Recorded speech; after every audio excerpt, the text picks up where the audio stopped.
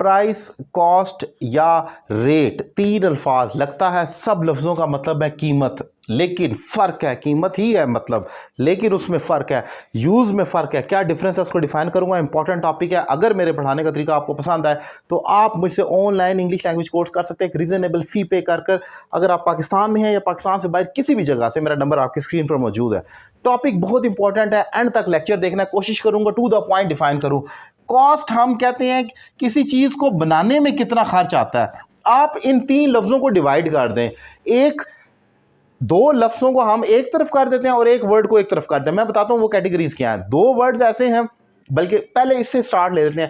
एक कैटेगरी ऐसी है जो बनाने वाले इस्तेमाल करते हैं, यानी मैन्युफैक्चरर जो होते हैं, एक वर्ड वो यूज़ करते हैं, और एक वर्ड या दो अल्फाज दीगर की जो कैटेगरी है वो है जो एंड यूज़र यूज़ करता है। यानी कि हम लोग, एक चीज़ है जैसे ये शर्ट जो मैंने पहनी हुई है, इसको बनाने वाला इसकी कॉस्ट को बयान करेगा कि मुझे इतनी कॉस्ट पड़ी, और मैं जब खरीदूंगा तो मैं प्राइस कहूँगा।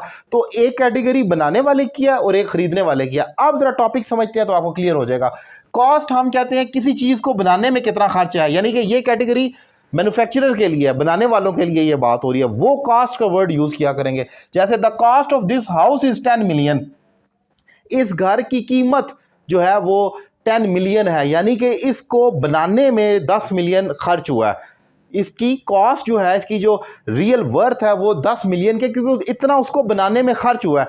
मैं उसको शायद प्राइस कहूँ अगर मैं खरीद रहा हूँ, लेकिन जो बेच रहा है, जिसने बनाया है, जो मैन्युफैक्चरर है, वो उसको उस चीज़ को कॉस्ट कह के ही बयान करेंगे, क्योंकि इतना उसकी कॉस्ट आ चुकी है। अब आगे देखते हैं प्राइस। प्राइस कहते हैं किसी बनी हुई चीज़ को खरीदने के लिए कीमत अदा करना।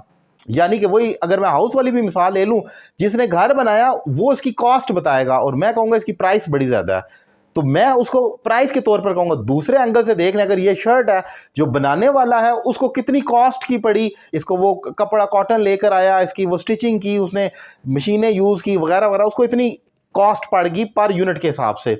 एक शर्ट उसको लेट्स सपोज 2000 की पड़ी, वो इसको कहेगा the cost of this shirt was 2000 for me, उसके लिए कॉस्ट थी, मेरे लिए इसकी प्राइस होगी। मैं कहूँगा इस प्राइस में थोड़ी निगोशिएशन करें, मैं बार्गेनिंग करूँगा कि प्राइस इस शर्ट की जो है ना वो इतनी है। इसीलिए शर्ट्स के ऊपर या ड्रेसिंग के ऊपर आपकी प्राइस लिखी होती है, कॉस्ट नहीं लिखी होती, क्योंकि कॉस्ट तो उसके लिए जिसने बनाई है, खरीदने वाला एंड यूजर जो है वो उसको प्राइस कहेगा। जैसे price of this dress is 3000, इस लिबास की कीमत 3000 रुपये है। अगेन, क्योंकि आप एंड यूज़र हैं, आप खरीदने वाले हैं, आपको नहीं पता ये धागा कब इसका आया, इसके लिए बिजली कितनी इस्तेमाल हुई, इसके लिए कपड़ा कहाँ से आया, इसके लिए जो वर्कर थे वो कौन थे। आपने बस प्राइस दे देनी है और ख़त्म बात। आगे आ जाए जी, रेट क्या होता है। Basically rate is per unit cost.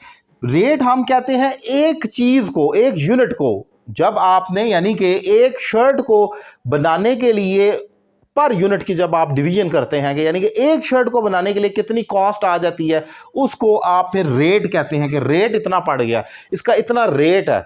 जैसे रेट ऑफ मिल्क इज 200 पर लीटर। अब दूध की अब ना प्राइस कही जाएगी या कुछ और नहीं, बल्कि उसको रेट कहा जाएगा, क्योंकि वो रेट जो होता है वो यूनिट पर डिवाइड करके, जैसे कोई भी चीज़ आप खरीदते हैं, केजी में खरीद लें, लीटर में खरीद लें, हम उसको रेट कहते हैं, क्योंकि वो डिवीजन हो जाती है उसकी ना, वो बनाने वाला खरीदने वाला दोनों से हटकर वो डिवीजन 1 यूनिट पर जब आप कर लेते हैं। जो फिक्स चीज़ें होती हैं आमतौर पर, जैसे किलोज में भी कोई चीज़ हो सकती है, लीटर में भी हो सकती है, इसके अलावा और भी जब आप चीज़ लेते हैं, ख़रीदते हैं, दर्जन में कोई चीज़ खरीदते हैं, तो वो यूनिट पर डिवीजन हो जाती है, तो वहाँ पर फिर हम रेट का वर्ड यूज़ करते हैं। जैसे मैंने मिसाल दी, रेट ऑफ मिल्क इज़ 200 पर लीटर इन इस्लामाबाद। मेरा ख्याल है 200 से ज़्यादा ही है इस्लामाबाद में। बहरहाल, तो ये रेट होता है। सो मैंने डिफाइन किया है आसान कर इन लफ्ज़ों को, कॉस्ट, प्राइस और रेट को। कोशिश की है ज़्यादा घिचमिच ना हो, आसान रहे। लेक्चर कैसा लगा अपनी राय का इजहार करें। अगर फिर भी कोई कन्फ्यूजन है तो मेरे व्हाट्सएप के नंबर पर आप रब्ता कर सकते हैं, मुझसे सवाल कर सकते हैं। और ऑनलाइन क्लासेस लेना मत भूलें,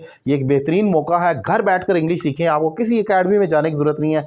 घर बैठकर मुझे ज्वाइन करें, एक रीज़नेबल फ़ी पे करें और अपनी इंग्लिश में एक ज़बरदस्त इंप्रूवमेंट लेकर आएँ। Thank you very much.